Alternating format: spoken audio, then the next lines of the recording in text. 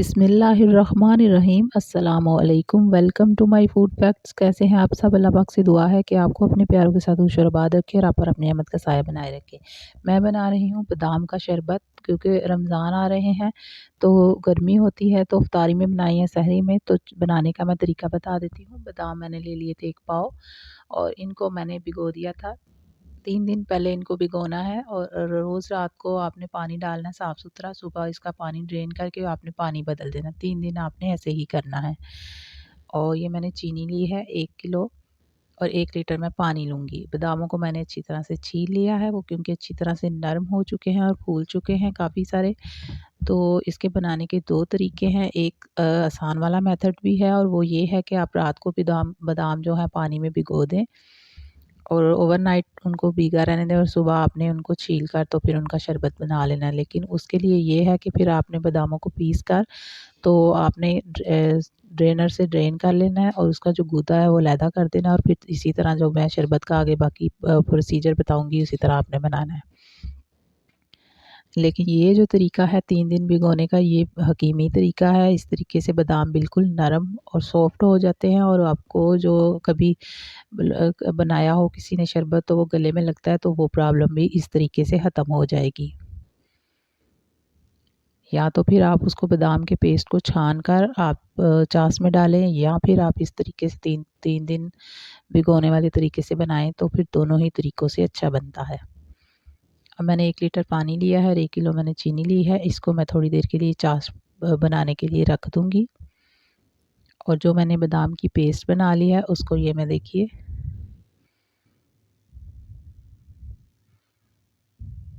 ये मैं आपको छानने का तरीका बता रही हूँ। या तो आप मलमल के कपड़े से इसको छान लें या फिर इस तरह बारीक छन्नी से छान लें।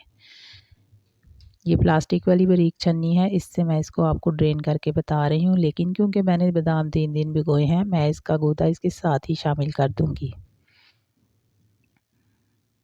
मैं आपको दोनों ही तरीके बता रही हूँ, जो तरीका आपको आसान लगे आप उस तरीके से बना लें। और ये बादाम का शरबत बहुत ही फ़ायदेमंद होता है। जब भी आप सहरी में पिएँ या फिर इफ्तारी में इसका यूज़ करें, ये बहुत ही मज़े का बनता है और हर लिहाज से बेहतर है। तो चाहे आप इसको पानी में बनाएं चाहे दूध में। और ये देखिए इस तरह से मैंने इसको छान लिया है, लेकिन मैं इसके अंदर साथ ही इसका गूदा भी यूज़ करूँगी। और ये देखिए मिक्स करके मैंने इसके अंदर ही डाल दिया है। छाछ हमारी बन चुकी थी, इसके अंदर मैंने थोड़ा सा इलायची का पाउडर शामिल कर दिया था। आपको इसके अंदर और कुछ भी अभी ऐड करने की ज़रूरत नहीं है। इसको अब हमने मज़ीद पकाना है गाढ़ा होने तक। तकरीबन 20 से 25 मिनट मैं इसको पकाऊंगी। और पकते पकते आपको खुद ही ये फ़ील होगा कि ये शरबत की तरह तैयार हो चुका है। और फ्लेम इसकी मीडियम ही रखनी है, आपने फ्लेम इसकी तेज़ नहीं करनी। ये देखिए लकड़ी के चम्मच मैं का इस्तेमाल कर रही हूँ और साथ साथ मैं इसको बार बार चेक कर रही हूँ। तो लाजमी बना लीजिए ये बादाम का शरबत। और आगे गर्मियाँ भी आ रही हैं तो ये बहुत फ़ायदे की चीज़ है।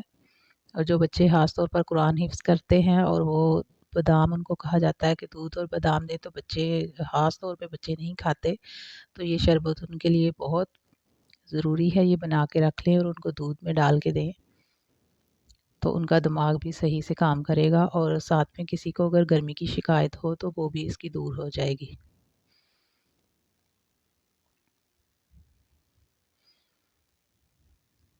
इसको पकते हुए तकरीबन 15 मिनट हो चुके हैं। 7-8 मिनट मैं इसको मज़ीद पकाऊंगी और फिर हम इसको ठंडा कर लेंगे।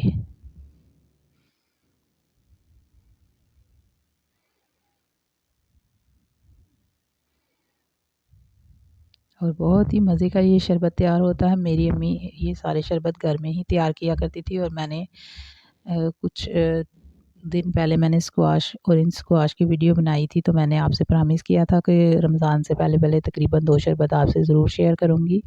तो आज दूसरा भी हो गया। ये देखिए इसमें मैंने इसमें उसको रूम टेम्परेचर पे ठंडा कर लिया। अब आप इसमें चाहें तो ये मैंने सतलोबान बारीक पाउडर मिलता है पंसार की शॉप से, ये इसलिए इसका यूज़ करते हैं कि ये जो आप शरबत में इस्तेमाल करते हैं या मुरब्बे वगैरह में, तो वो आप काफ़ी अरसे तक इसका यूज़ कर सकते हैं, यानी कि ये आपके शरबत को प्रिजर्व कर देता है, ख़राब होने से बचा लेता है।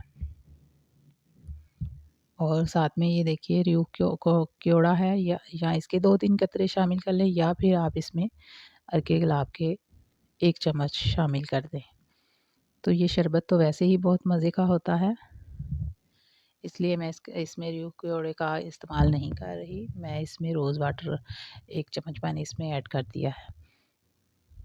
अब इसको बॉटल में भर लेना, और बॉटल आप मेक श्योर कर लें कि ये बॉटल बिल्कुल खुश्क हो, पानी वाली ना हो। अगर आप इसको पहले से धोकर खुश्क करने के लिए 2 दिन पहले रख दें बॉटल्स को, तो वो बिल्कुल खुश्क हो जाती हैं। अगर गीली बॉटल में डालेंगे तो आपको शरबत ख़राब होने का डर होता है, लेकिन आपने इसको बना के फ्रिज में ही रखना है। और ये कीफ की मदद से मैं इसमें बॉटल में डाल रही हूँ। ये देखिए 1 लीटर से ज़्यादा ही हमारा बन गया है शरबत। अब मैं इसको आपको तैयार करने का तरीका भी बता देती हूँ, क्योंकि इसमें चीनी ऐड नहीं करनी पड़ेगी। शरबत खुद ही बहुत मीठा सा होता है, और इसमें मैंने बर्फ़ डाल ली थी और पानी भी डाल लिया था ग्लासों में। आप देखें इसका कलर कितना प्यारा वाइट सा हो गया है।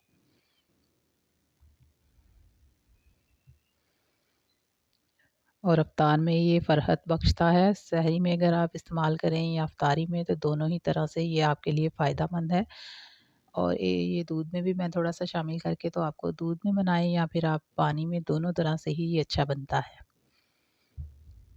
तो चलिए आप रखिए यूँ ही ख़्याल अपने प्यारों का, अच्छी-अच्छी सी डिशेज़ बना के मुझे रखिए दुआओं में याद। हज़रत अली फरमाते हैं, तुम किसी के साथ भलाई करो, तुम्हें इसका बदला बुराई की सूरत में मिले, तो समझ लो कि तुम्हारी नेकी कबूल हो गई। सुबहान अल्लाह। अल्लाह ताला आप सब पर और हम सब पर अपनी रहमत फरमाए।